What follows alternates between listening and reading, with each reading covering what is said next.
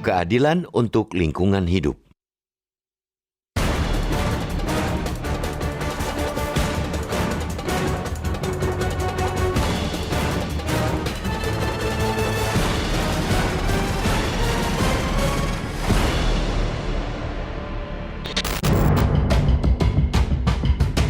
Berbuat adil untuk lingkungan hidup menjadi salah satu ukuran kemajuan peradaban sebuah bangsa.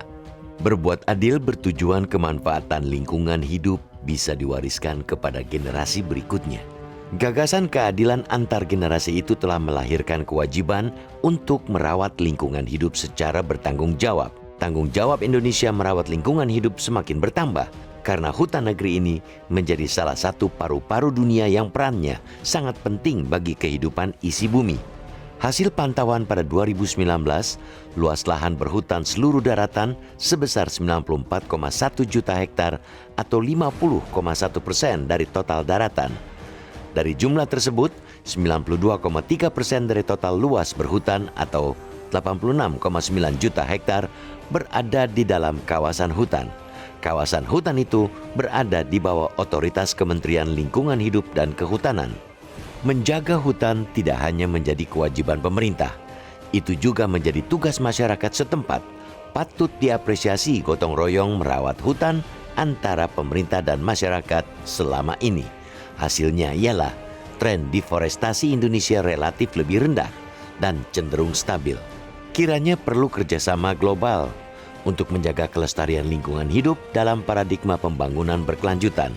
Pembangunan yang dapat memenuhi kebutuhan saat ini tanpa mengorbankan kemampuan generasi mendatang untuk mencukupi kebutuhan mereka. Sayangnya, masih banyak negara maju berlaku tidak adil terhadap Indonesia terkait dengan lingkungan hidup. Mestinya negara maju harus adil berkontribusi memperbaiki lingkungan hidup karena sesungguhnya mereka yang punya andil terbesar atas kerusakan lingkungan dan eksploitasi lingkungan. Para aktivis lingkungan hidup juga berlaku tidak adil.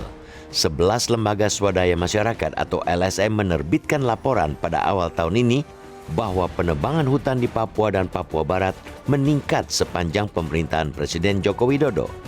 Laporan itu tentu saja tidak fair karena sengaja menutup-nutupi fakta mengenai kapan dan siapa yang memberikan perizinan pada area yang disebut-sebut terjadi deforestasi seluas 269.132 hektar melalui penerbitan 17 surat keputusan pelepasan kawasan hutan atau SKPKH dalam kurun 2015-2019.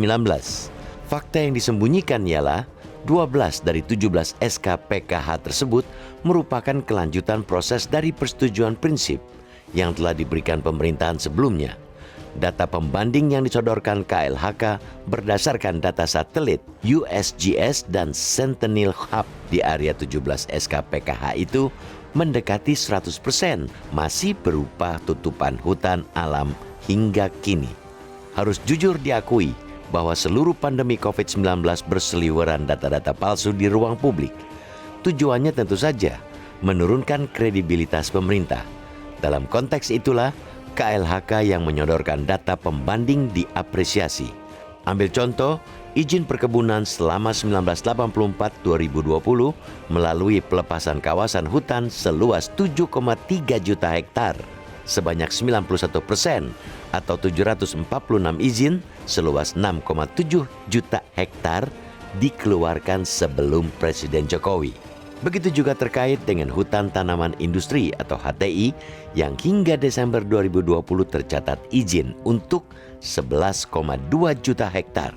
Akan tetapi, pada era Presiden Joko Widodo, izin dikeluarkan sebanyak 1,2 juta hektar atau hanya 10,7% dari keseluruhan izin. Pemerintahan sekarang memang bertugas mencuci piring kotor pemerintahan sebelumnya di bidang lingkungan hidup.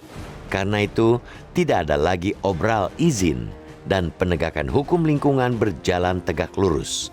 Sebelum 2015, sebanyak 95,76% izin dikuasai perusahaan. Sekarang rakyat menikmati program perhutanan sosial dan tanah objek agraria. Bangsa ini tentu saja tidak mau dibuat malu oleh sejarahnya.